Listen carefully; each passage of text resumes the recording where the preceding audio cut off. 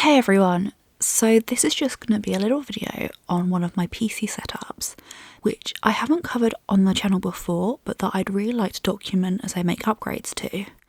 And that's the computing setup that I take with me when I go on holiday, or vacation as Americans would say. But first, this video was brought to you by VIP SCD Key. If you head over there using my link in the description box down below, you'll find that they offer cheap OEM Windows 10 keys, for which you can use my discount code TPC, which gives you 25% off, bringing the price down to $17 US. And once activated, you'll be able to upgrade to Windows 11 for free. They also offer Office 2019, which you'll be able to get for only $50 US using the code TPC. So back to the video. So this right here is everything PC related that I took with me on trips in 2023. I should clarify that I don't normally leave the house very much, and that prior to 2022 I hadn't been on holiday in like a decade.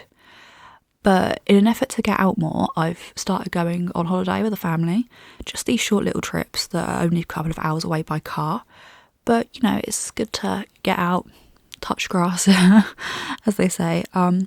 But because of that, the setup that I'm looking for doesn't need to be ultra portable because I'm going to be taking it there in the car, and then it's just going to be something for me to use in the morning and then in the evening when I'm not out and about exploring during the day.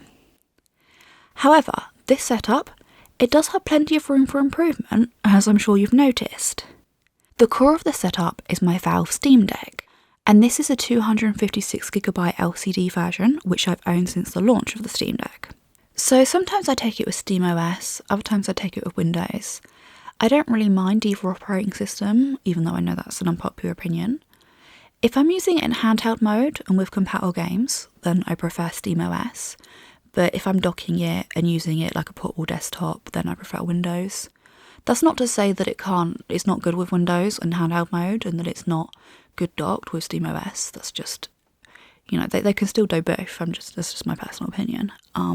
The 256GB SSD isn't big enough to dual boot, but I do find it big enough with a single OS because I find that I just pick one or two games that I want to play and then I download and then I play them to completion and then, you know, uninstall them and choose something else. But I do think that a bigger SSD would be a top priority for upgrading here so that I have easy access to both operating systems. With the monitor, it's a bit of an odd one.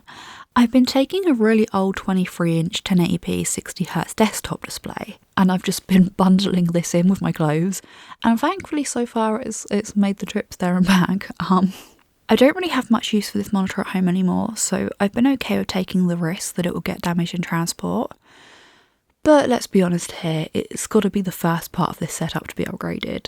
It's way too bulky for me to be taking it on holiday, especially when you take into account the amount of cables. I wanted to include cables within this loadout overview because I think it's important to factor in both the bulk of stuff that I'm taking with me and what I have to remember to bring, but it also reflects the complexity of the setup. Obviously, I'm wanting simplicity and convenience, but I probably am always going to overcomplicate things somewhat because that's just what I do.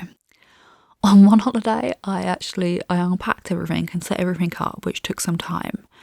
And then when I left my room, I saw one of the family unpacking and they just pulled out a laptop and that was it. They were done. And their setup would no doubt have outperformed mine. And it was actually just like a really humbling moment of like, I need to rethink my life choices here. But I do really like the handheld game PC category of devices and how much innovation there's been in recent years. And I would really love to make videos on them all, like, you know, the Steam Deck OLED, the ROG Ally, the MSI Claw. They're all very exciting to me, and I hope I get more opportunities for content in this field in the future. And you can use both laptops and handhelds as portable desktop PCs, but you can't use a laptop in handheld mode. So I think handhelds really excel in regards to versatility in a way that laptops just don't. So if I had to pick one or the other, I'm picking a handheld. So this is what my 2023 setup looks like deployed. I'm using an Anker USB-C hub to give me HDMI out to the monitor and a USB port for the Logitech K400+. One thing I haven't talked about yet, because there are optional extras depending on what I want to play and how I want to play it, is both an Xbox controller and a wireless mouse. I've done trips with each of these and I've done trips with neither of them. My Xbox Elite controller needs a bit of work because the rubber grips have detached themselves, so I am considering buying a new shell for it. I think there is something about taking a handheld game PC, plugging it into like a smallish monitor, and then playing games with a controller, that it just seems a little silly to me. I don't know if anyone else can relate, but yeah, I don't really like doing that if I can help it, even though it is nice to be holding something lighter than the Steam Deck, which can get a little heavy after a while. I do use the deck in handheld mode a lot when I'm away. I don't want people thinking that docked is my only use case, because it isn't. I mostly like docked because I like having a larger screen to watch things on when I'm getting ready to go out, because so far none of the places that I've stayed in have been equipped with usable TVs in the bedrooms. Performance-wise, this setup is fairly decent, and the Steam Deck is a really impressive PC for the price. At the time that I bought it, it was probably the best value for money game PC on the market, if you're wanting to buy new anyway. I'm not sure if that's still true today, now that there's more competition in the space though. But enough about last year's setup. I'm going on another little holiday again in 2 weeks' time, which means I need to make some upgrades.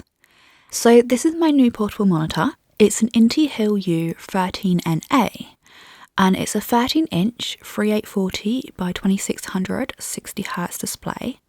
And I'm going to say right from the get-go that this isn't really the ideal choice for my holiday setup. I feel like 13 inches is a little smaller than the size I'd like to take with me, especially as it's not that much bigger than the Steam Deck's display. 4K is nice to have, but it's totally overkill for both the screen size at the distance I'll be using it, and because no handheld system is going to be capable of driving that many pixels, and 60Hz is a bit disappointing for a display meant for gaming. However, I'm only away for about 2 weeks of the year, if that, maybe 3 at a push, and the rest of the time I'm at home, so I wanted a portable monitor that would be the most useful thing to have there. And when I test high-end hardware, I tend to test games in 4K, so I would get a lot of use out of a small 4K capable display that I can just plug into a test bench or test system quickly and easily rather than having to move about larger monitors. And from a size point of view, the smaller the better for home use because I'm able to squeeze it into existing setups as a secondary display, whereas a larger display wouldn't fit. But just because it's more suited for what I need it for at home, doesn't mean it's not a huge upgrade to my portable PC setup. It's using an IG Sedo panel, and so far I'm really impressed with it. I love that it has a 16:10 aspect ratio, because I think the extra height is great on smaller displays. But you're able to change it to a 16:9 standard UHD display in the settings menu if you prefer. It has a magnetic folio case, but there's no VESA mount, which is a shame, but I wonder if it's small enough that some of the more sturdy tablet stands and mounts would work if I needed a replacement stand. I don't think it's that much bigger than an iPad Pro, so tablet stands could be an option. But along with replacing that giant old monitor, I also get to shrink down my power solution. So I normally take an extension lead with me, which has actually proved vital because there's been times when the wall power just has been way too far away from where I want to set up. But with this monitor being USB-C powered, I get to just run a USB-C extension lead to a USB charger and get the same flexibility but in a much smaller footprint. I decided that this was a great opportunity to get a high-powered multi-port USB-C charger and went with this 120 watt gallium nitride one from Anker. It's super compact, although it doesn't have folding mains prongs, which is a shame, and it has 2 USB-C ports and 1 USB-A port. It can provide up to 100 watts over a single USB-C cable or 120 watts combined if you're powering multiple devices. And I also picked up a 100 watt rated power cable, which gives me 3 meters of range between the monitor and the wall. I can then manage both video to the monitor and power to the Steam Deck with another USB-C cable. I still need the ability to plug in the receiver for my Logitech K400, and annoyingly Logitech doesn't seem to make a USB-C receiver, so I picked up a C to A adapter, and this allows me to use the monitor's OTG port. And this means that I no longer need to bring my USB-C hub, which again reduces the massive stuff that I have to bring. So the last step is to install a new SSD in my Steam Deck so that I can dual boot, and I've decided to go with this. Oh, it's the ROG Ally. How did that happen? And why am I suddenly absolutely skint? Never mind about the SSD then. So there is no denying that this is an entirely irresponsible purchasing decision, But if I can make a couple of videos on it and then use it as a point of comparison for future handheld videos, then it might have ended up being worth it. But the ROG Ally uses an AMD Z1 Extreme processor, which is the same as the Lenovo Legion Go, and the Z1 series is marketed as AMD's first handheld targeting processor, which isn't a custom SoC like the one in the Steam Deck, made in partnership with Valve. I think having these two handhelds gives me a great foundation to be able to look at any other handheld that I can get my hands on. This will be my first experience with a handheld that actually ships with Windows, so this will be interesting. So this is my 2024 V1 setup, all laid out.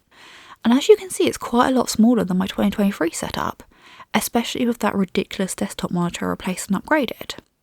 One thing I haven't covered is the individual cases and the overall tech bag itself, as that's still a bit of a shit show. I do have a nice case for the ROG Ally, which I really like, but in the next portable setup video, I'd like to get a case for the keyboard, one for the controller, a cute little bag for all the cables to go in, and then a nice backpack for all of that to go into. Maybe that would be a good opportunity for me to try out an LTT backpack, perhaps. So this is what everything would look like deployed. I really like how simple power delivery and video connecting is. One thing to note though is that the ROG Ally only unlocks its 30-watt turbo mode if it detects a powerful enough charger. And with the Anker charger plugged directly into the Ally, it does allow the 30-watt mode, but when passed through the monitor, it no longer shows the 30-watt mode. I would love to get one of those USB power testers and find out exactly what the Ally is looking for that the monitor doesn't provide. From what I can tell so far though, the 30-watt mode adds a lot to the fan noise, without providing a noticeable performance increase to justify it, so I'm happy running at 25 watts when docked. But yeah, I'm really happy with my upgraded portable setup, and I'm looking forward to being able to benchmark these handhelds and provide some comparison content there. I'd especially love to include testing Windows on the deck, and maybe even SteamOS on the Ally. So let me know what you'd like to see me do with these devices, and let me know what upgrades you'd like to see me make to my portable setup. If you like this video, please hit the like button. Don't forget to subscribe if you haven't already and you want to see more of my videos. Thank you so much to my incredible patrons. And thank you all for watching. Goodbye.